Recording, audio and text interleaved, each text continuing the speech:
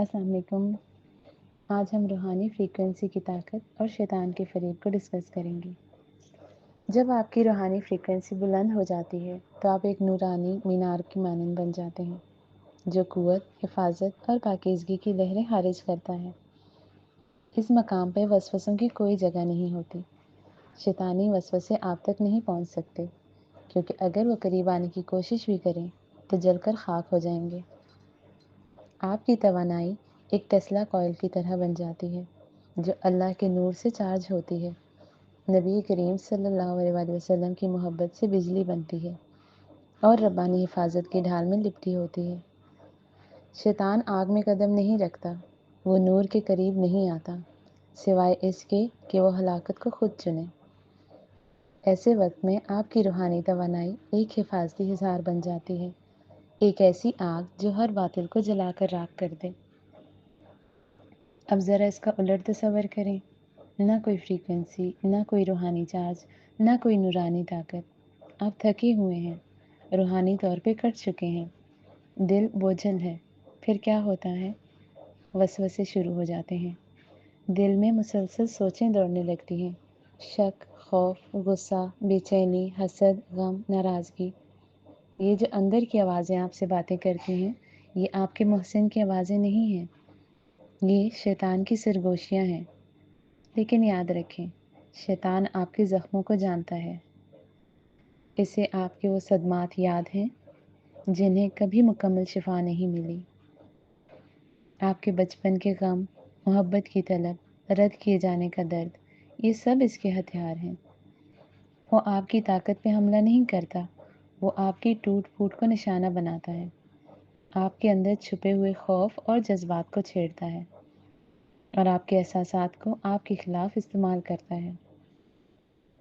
شیطان کی کوئی اصل طاقت نہیں، وہ صرف آپ کے جذبات کا غلام بن کر آپ کو غلام بنا دیتا ہے۔ جب آپ روحانیت کی راہ پہ چلنا شروع کرتے ہیں تو آپ کو دو راستوں کی دعوت دی جاتی ہے۔ رحمان کا راستہ، یہ ہے صراط المستقیم، سیدھی، صاف اور سچی راہ۔ نہ کوئی دھوکہ، نہ کوئی فریب، نہ کوئی دنیاوی خواہش، صرف اللہ کی رضا اور مکمل تسلیم۔ جب آپ رحمان کے راستے پہ چلتے ہیں تو آپ اللہ کی مرضی سے ہم آہنگ ہو جاتے ہیں۔ پھر رفتہ رفتہ اللہ کی صفات آپ میں ظاہر ہونے لگتی ہیں، غیر مشروط محبت، انکنڈیشنل لو، صبر و برداشت، بے نیازی، حسن و جمال۔ یہ جمال آپ کا باطن ہے، آپ کا باطن خوبصورت ہو جاتا ہے۔ درگزر اور نرمی، نو مینیپولیشنز، کوئی فینٹیسیز نہیں ہیں، کوئی ایلوژنس نہیں، یہ بالکل سیدھا راستہ ہے، صراط المستقیم۔ آپ جس کی صحبت میں بیٹھتے ہیں ویسے ہی بن جاتے ہیں۔ جب اللہ کی محبت اور اللہ پاک کی صحبت میں آپ بیٹھتے ہیں تو آپ اللہ کے نور کی جھلک بن جاتے ہیں۔ دوسرا راستہ ہے شیطان کا راستہ۔ یہ راستہ ظاہراً برا نہیں لگتا بلکہ خوبصورت بنا کر دکھایا جاتا ہے۔ طاقت کے خواب، خواہشات کی تکمیل، شہرت اور دنیاوی فائدے، لیکن بدلے میں وہ لیتا ہے آپ کی غلامی، اور پھر آپ میں اس کی صفات آنے لگتی ہیں: دھوکہ اور مکاری، غصہ اور تکبر، جھوٹی روحانیت، معمولی باتوں پہ انتقام، دوسروں کو نقصان پہنچانا، جنات اور منفی قوتوں کا استعمال، دوسروں کی توانائی اور جذبات کو سب کرنا، جلد بازی، مینیپولیشنز، فینٹیسیز، ایلوژنز، اور اس سب کی جڑ آپ کے اندر کے زخم ہوتے ہیں جو آپ نے کبھی شفایاب ہونے ہی نہیں دیے۔